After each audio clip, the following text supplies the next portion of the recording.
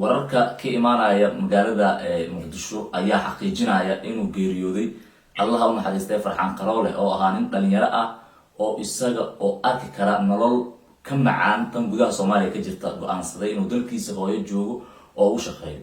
haddaba farxaan sida uu u geeriyooday iyo wararkiisa waxa la xiriira waxa hadda si toos ah qadka ugu weliya saaxiibkay Cali Aadan Muumin oo wararkii ugu dambeeyay soo ururiya. Cali, bal noo waran.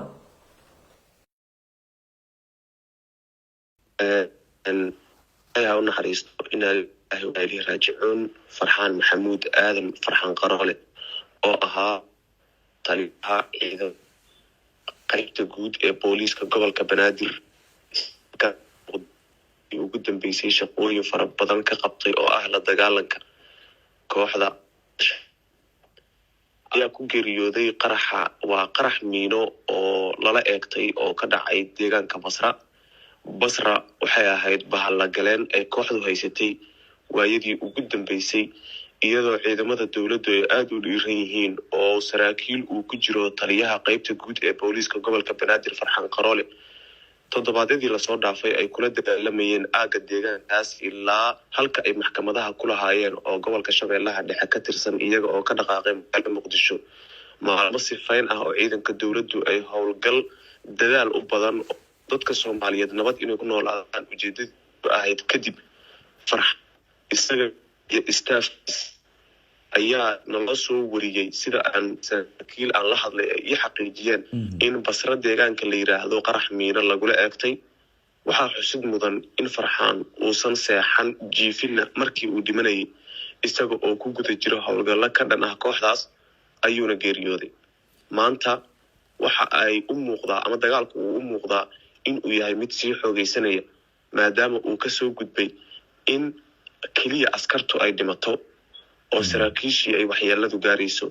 taasaa muujinaysa baaxadda weerar iyo dagaalada socda iyo ka go'naanshaha dawladda sida saraakiisha aan la hadalnay ay noo sheegeen wayaan. marka farxaan ma isdeegaanka basro ku geeriyooday mise isaga oo dhaawac ah ayaa laga soo qaaday oo muqdisho ama isbitaalada xamar uu ku geeriyooday?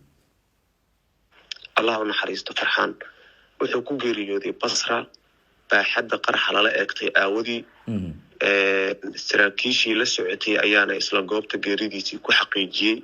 sidaas aawadeed ayaanan u noqonay dadkii ugu horreeyay ee baahiyey xogtaa la xiriirta qaraxa uu ku geeriyooday. laakiin warka markasta fahamka u baahan wuxuu yahay farxaan isagoo gurigiisa jooga ma dhiman ee waxa uu ku dhintay waa furin dagaal oo magaaladii inta ay sifeeyeen dabadeed markii magaalada ay ka baxeen isla magaalada ay qabsadeen iyagoo danaynaya inay howlgalla ka sameeyaan qaraxa miino lala eegtay. isaga iyo staafkiisa qaybo kamida ayuuna qaraxu saameeyey oo waxyeelada geerida iyo dhaawacuba uu gaaray.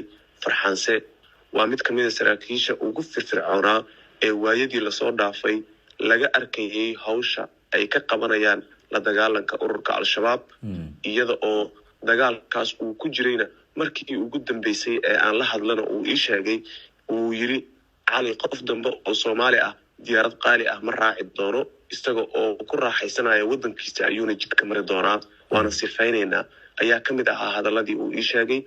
waxaana dareenka qof kasta oo Soomaali ah ee maanta ku jira baraha bulshada uu yahay mid aan wanaagsanayn geeridiisana waxa aad ka arki kartaa sida aadka looga wada naxay falcelinta dadka Soomaaliyeed ee baraha bulshada ka soo waramaya waana geeri lama filaan ku noqotay guud ahaan dadka Soomaaliyeed. waa gartay saraakiisha kale ee la geeriyootay ilaa hadda maxaan ka ognaa Cali?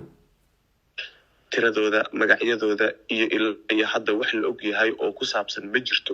sababtuna waxay tahay mararka qaar waxaa jiri karta geeri daboosho geeri kale. farxaan wuxuu ahaa nin dadaalaya oo dhalinyar oo sargaala oo tirada wax lagu tiriyo in ka badan goobo ay soo weerareen al-shabaab ka saaray iyadoo ay ugu caansanaayeen hoteelo dhowr ah oo magaalada muqdisho ku yaalay tan iyo 2017 wuxuu u shaqaynayay si nafurnimo leh. waxa ugu dambeysay oo farxaan dagaal xabad uu ridayo isugu kaaya dambeysay weerarkii ka dhacay hoteelka Xayaad ee magaalada muqdisho oo uu 24 saacadood ka badan ku jiray allaha u naxariistay isagoo doonayay in uu badbaadiyo dadkii halkaasi ku go'doonsanaa sidoo kalena ujeedadiisu ahayd inuu soo afjaro kooxdii weerarka ku soo qaaday hoteelka Xayaad. farxaan in uu yahay nin abaabul badan oo ciidanku ay jecel yihiin waxaa laga garan karay muuqaalada iyo sawirada taariikhda galaya ee laga hayo ee muujinaya sida uu xabadda ugu horkacayo askartiisa isaga oo aan marna la mid ahayn lahaynna dhaqanka saraakiisha kale ee ah in askarta xabadda la geliyo saraakiishuna harto. Farxaan wuxuu ahaa nin askariga ugu horeeya ee xabadda ridaya dhinaciisa taagan ee isaguna dhankiisa dagaalka ka gala, waxaana taasi ay muujinaysa sida ay uga go-nayd in uu dalkan xasilooni iyo nabad kusoo dabaalo, iyada oo uu rajaynayana inuu dalkan gaarsiiyo in qof kasta oo Soomaali ah xornimo iyo isaga oo aan dareemin walwal amni uu ku noolaado. Farxaan qof ahaan dhowr jeer oo aan la kulmay inta uusan geeriyoon ka hor, maadaama aan magaalada Muqdisho ka shaqaynayay, waxa uu ahaa qof marka la yiraahdo dabciyan in wax laga sheego iyo in la ammaano ay isku mid u ahayd, oo uu ku leeyahay aniga ayaa dadka soo hor istaagay rabana inaan u shaqeeyo, in wax la iga sheegana waxaa ka muhiimsan inaan shaqo qabto. Marka taa laga soo gudbana wuxuu ahaa qof dhimrin badan oo maanta isaga oo sidaas taarget u ahaa, marka gaarigiisa jidka lagu arko ee qof shacbi oo Soomaali ah ku soo leexdo iyadoo askartu ay kaga digayaan taliyayaal la sukaa qarxin iyo warar lamida, wuxuu ku dhiiranayay inuu la kulmo, maxaa u baahan tahay, maxaa laga caawiyaa iyo wixii lamida. Taasi waxay muujinaysaa sida uu dadka ugu dhawaa iyo sida uu saraakiisha kaleba uga sii agdhawaa. Ugu dambeynna tiisi ayaa gashay, maanta qof ku geeriyooday dagaalkaas lagu jirana saraakiishu waxay yiraahdeen waa bahlu janno. waa gartay. Ma jira hadda cali xilligan aad joogno qorshe ah meydka marxuumka Farxaan Qaroole, Allah u naxariistay, ninka dhalinyarada ah ee wanaag intaas leeg ah ka sheegtay, qorshe dib loogu keenayo magaalada Muqdisho, mise waxa uu noqday geeridiisa sida qaraxyadii hore aan u aragnay ee qofka raq iyo ruuxba lagu weyn jiray marka laga reebo in yar lagu aqoonsado? Sharafta iyo maaragtay wanaagga looga hayay ciidamada dhexdiisa iyo sida ay dawladdu maanta ay qoraalada ka soo baxaya ugu sheegayso inay indhabeeshay dhanka ciidamada marka laga hadlayo, maadaama uu aad muhiim u ahaa Farxaan kooxdan lala dagaalamaya ee Al-Shabaab. Warka la xiriira geeridiisa iyo in aas qaran loo sameeyo waa war sida ay dawladdu sheegtay aan laga fariisan doonin. Madaxtooyada Soomaaliyana waxay sheegtay in aas qaran iyada oo loo sameynayo aan laga aamusi doonin geerida Farxaan, isla markaasna dawladdu aysan ku niyad jabi doonin dagaalka ka dhana Al-Shabaab in saraakiishu dhimato.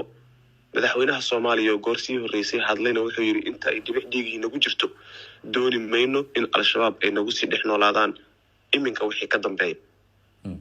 cali aadan muumin aad iyo aad in maaragtay hilibkiisii ama madee dhaawaca ama qaraxa inta lala eegtay uu u dhintay jirkiisii in la helay iyo in kalena waa wax dhaqaatiirtu intaa in ka badan faahfaahin kasii bixin karaan.